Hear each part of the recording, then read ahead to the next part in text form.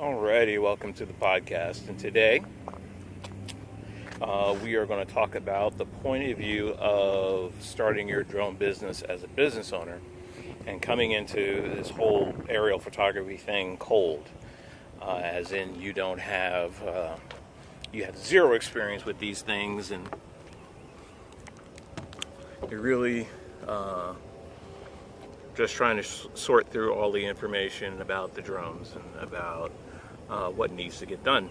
And I got a bunch of Dayquil in me. I'm getting over strep throat, of all things. I never had strep throat before. But enough exposition. Let's jump into it.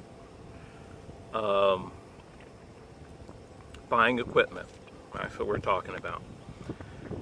What equipment is important? Where to start? Of course, there's the guys that have been doing this for 20, 30 years will tell you this, and that. I'm going to tell you what I did. I made the decision, and I made a few decisions that I kind of regret, and I'll talk about them more in the future. But one decision I did not regret is I knew that I would have to find a way to get B-roll, interior shots, and things like that for real estate or any other type of shooting I got.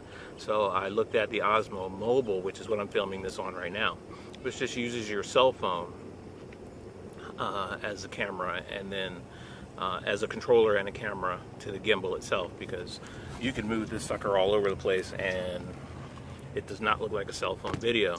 And if you have a phone with a decent camera, like any of the Galaxy phones, some of the new iPhones, then that's perfect. The decision that I do not regret is I knew I was going to need to get interior B-roll shots and things like that. Maybe even a shot that on a day when I'm not even thinking about flying a drone. So I knew I was going to need something smaller, so I looked into DJI's Osmo. Osmo is a handheld gimbal. It's $300 or $400. It's not real expensive in the grand scheme of things. And there's two. There's the Osmo Mobile and the Osmo Pro. Here's the difference between the two in my 5 or 6 months of dealing with it. The Osmo Pro, the one that uses one of the X cameras, only works with the X cameras from the Inspire 1. So if you're thinking about buying Inspire 1s for your drone business, then yes, go for it. Go for the Osmo Pro, because you'll be able to swap the camera back and forth. If you're going for the Inspire 2, go for the Osmo Mobile. The Osmo Mobile just uses your phone, and as long as your phone shoots 4K, 30 or 60 frames a second, it's plenty good for what you got to do. At the end of this, I'll put a couple samples and then some stuff, some other video, so you can compare. I'll put the 4K up from the drone and then some 4K from this thing. This is in 4K. This is what I'm shooting is in 4K. And that's my take on the Osmo Mobile and any ancillary equipment that you'd have to buy for a drone business as a new drone person stepping in.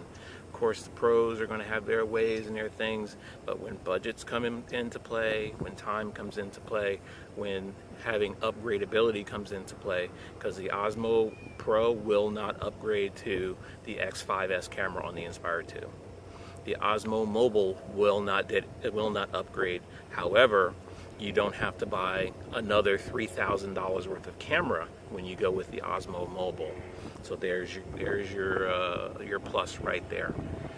With the Osmo Mobile, you just use any cell phone with decent video recording capabilities, and you're good.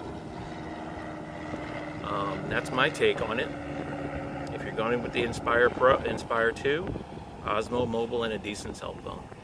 If you're going with the Inspire 1 as getting into the drone business, go with the Osmo Pro gimbal that swaps the cameras back and forth between the drone and the device.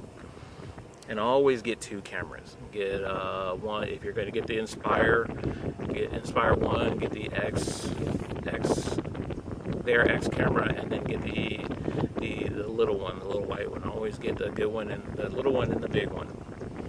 Anyways, that's my take on it. Have a great day, and we'll talk to you soon. And thanks for listening to the podcast. Like and subscribe. Fly safe.